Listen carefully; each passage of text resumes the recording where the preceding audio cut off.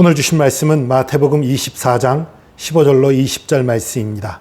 마태복음 24장 15절로 20절 말씀 받들어 읽겠습니다. 그러므로 너희가 선지자 다니엘이 말한 바 멸망에 가증한 것이 거룩한 곳에 선 것을 보거든 읽는 자는 깨달을진저 그때 유대에 있는 자들은 산으로 도망할지어다.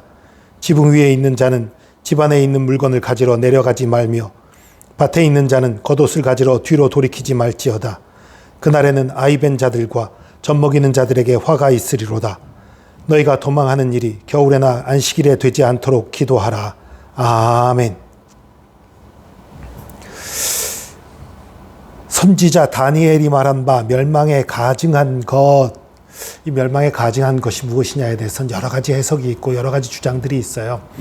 근데 이 말씀이 예루살렘 멸망에 대한 말씀이라고 해석할 때 멸망에 가증한 것은 한 세 가지 정도로 생각할 수 있어요.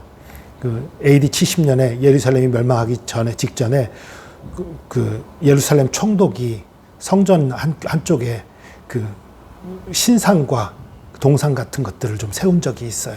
가증한 것이지요. 우상들 가증한 것을 세웠단 말이에요. 서지 못할 곳 성전에다 세웠단 말이지요.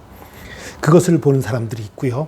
또 그 전에 열심당들, 로마의 반기를 드는 열심당들의 반란에 의해서 한 8,500명 정도가 성전 안에서 죽어 있는 그런 일이 벌어진 적이 있었어요. 그것이 이제 성전에 감히 시체가 있을 수 없으니까 그것이다라고 생각하는 분들도 있고요. 또 하나는 거룩한 곳을 좀 더 넓게 봐서 성전 정도가 아니라 예루살렘 자체가 거룩한 도시니까 예루살렘 자체로 봐서 예루살렘이 로마 군대에 포위된 것, 그것으로 해석하는 분들도 많이 있어요. 특별히 로마 군대의 깃발은 로마 황제의 그림을 새겨 넣은 깃발이란 말이에요.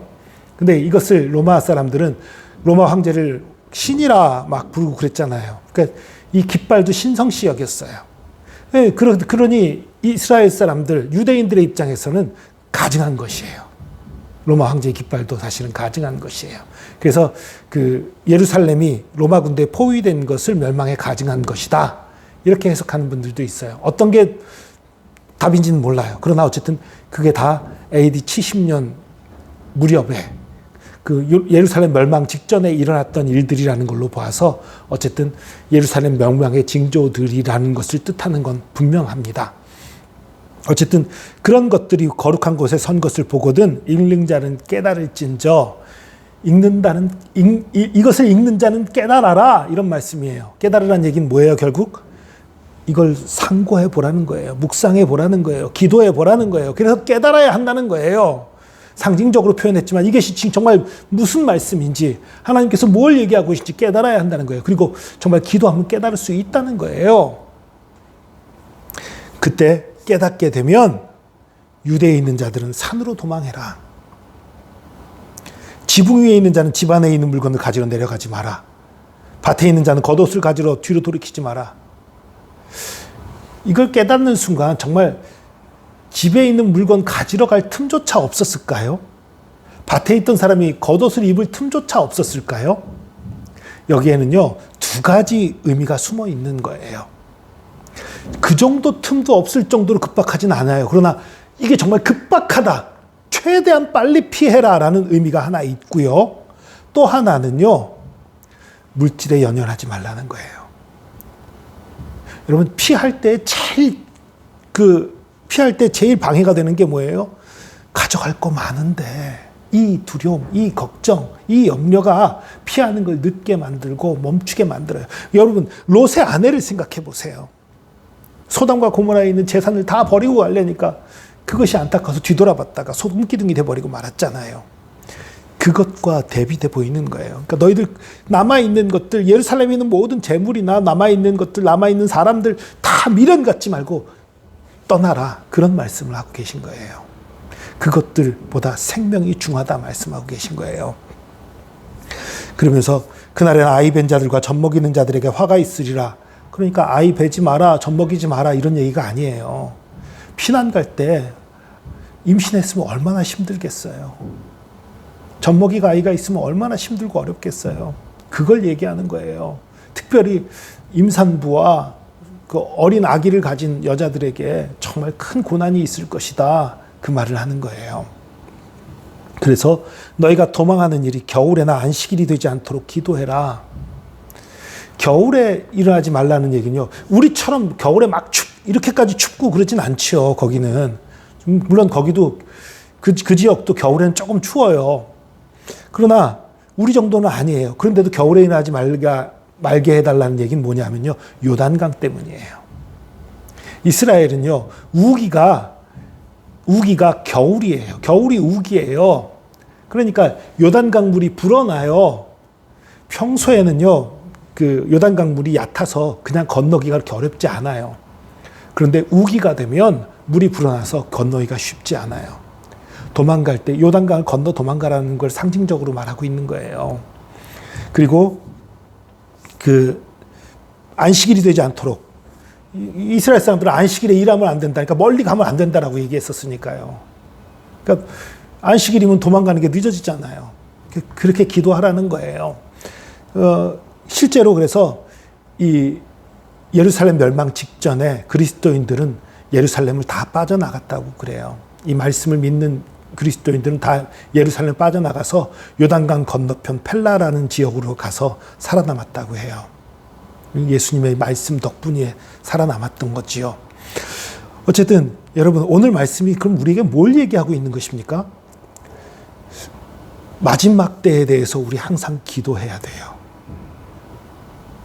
마지막 때에 대해서 기도한다는 건 우리가 살아있을 때 정말 어쩌면 정말 세상의 끝이 올지도 몰라요. 그럼 그때 있을 어떤 환난이나 문제들에 대해서 우리가 기도로 준비해야 합니다. 그리고 또 하나님 나라가 임하시기 직전에 있을 그 엄청난 박해나 핍박 같은 것이 있을 수 있는 그 상황에 대해서 또 우리가 기도하고 준비해야 돼요. 그리고 나 개인의 종말에 대해서도 기도하고 준비해야 되지요. 때로 어떤 환난은 우리가 감당할 수 없는 것이 있어요. 하나님의 은혜 아니면 안 되는 것이 있어요. 그래서 그것을 위해서 우리 늘 기도해야 하는 것입니다. 그리고 또 말씀을 늘 깨달을 수 있도록 기도해야 돼요. 말씀에 감겨진 뜻들, 말씀에 감추인 뜻들 우리가 깨달을 수 있도록 우리의 지혜와 우리의 생각으로 깨달을 수 없는 것들을 늘 깨달을 수 있도록 주님 앞에 기도해야 합니다. 그리고 또 함부로 다른 사람 판단하지 마십시오. 6.25 직전에 북한에 있던 목사들 중에 상당한 수가 남한으로 내려왔어요. 또 많은 신앙인들이 내려왔지요. 그때 북한에서 순교했어야지 왜 내려왔냐라고 비난한 분들도 있었어요. 아니에요. 오늘 보면 보세요. 예수님 도망가라고 말씀하시잖아요. 그럼 남아서 순교한 분들은 개죽음인가요? 그건 아니지요. 하나님의 역사하심이 있고 하나님이 한 사람 한 사람에게 주신 소명과 인도하심이 있는 거예요. 하나님께서 허락하시면 순교하는 사람도 있는 거고요. 또 하나님께서 아끼셔서 또 뒤에 다른 일을 맡기시기 위해서 도망치도록 인도하는 분도 있는 겁니다. 예수님도 그 바리새인들과 서기관들에 의해서 잡혀 죽을 뻔한 적들이 몇 번 있어요. 그때 도망간 적이 있습니다. 성경을 자세히 보면 예수님이 그들을 피해 도망친 적들이 몇 번 있어요. 아직 때가 안 됐으니까 그런 거예요. 그러나 때가 되었을 때에 당당하게 그들 앞에 나섰고 십자가에 달려 온 인류의 죄를 대속하셨지요. 그러니까 여러분 도망간 것에 대해서 순교하지 못했다고 비난하면 안 되는 거예요. 물론 예수님을 부인하면 얘기가 좀 다르지요. 그건 얘기가 다르겠지만 도망간 것에 대해서 비난해서는 안 돼요. 때로 하나님께서 맡기신 것들 부름이 다 다르기 때문입니다. 여러분 오늘 세 가지 기억하십시오. 말씀 깨달도록, 하나님 안에서 징조를 깨닫도록. 이건 내 지혜로 안 되는 거예요. 하나님이 깨우쳐 주시도록. 그리고 내가 물질들, 어떤 내 가진 것들, 명예들 이런 것들보다 주님의 나라와 의를 우선할 수 있도록. 그리고 종말을 향해 대비하는 사람 되도록. 내가 종말을 위해서 대비하고 기도하는 사람, 내 마지막을 준비하는 사람 되도록 그렇게 세 가지를 기도하는 저와 여러분 되길 바랍니다. 그래서 정말 마지막 때가 혹시 우리 시대에 임한다면 그때 주님 앞에 부끄러움이 없기를 원하고, 또 우리 시대에 임하지 않더라도 우리 각자의 종말의 때에 하나님 보시기에 아름다운 모습이 될 수 있도록 기도하고, 정말 그래서 하나님의 은혜로 하나님이 잘하였다 칭찬받는 종이 되기를 축복합니다. 기도하겠습니다. 주님 감사합니다. 우리의 힘, 우리의 능력, 우리의 모든 것 되신 주님 감사합니다. 우리는 어리석고 연약하여서 주의 말씀을 깨달을 지혜와 능력이 없습니다.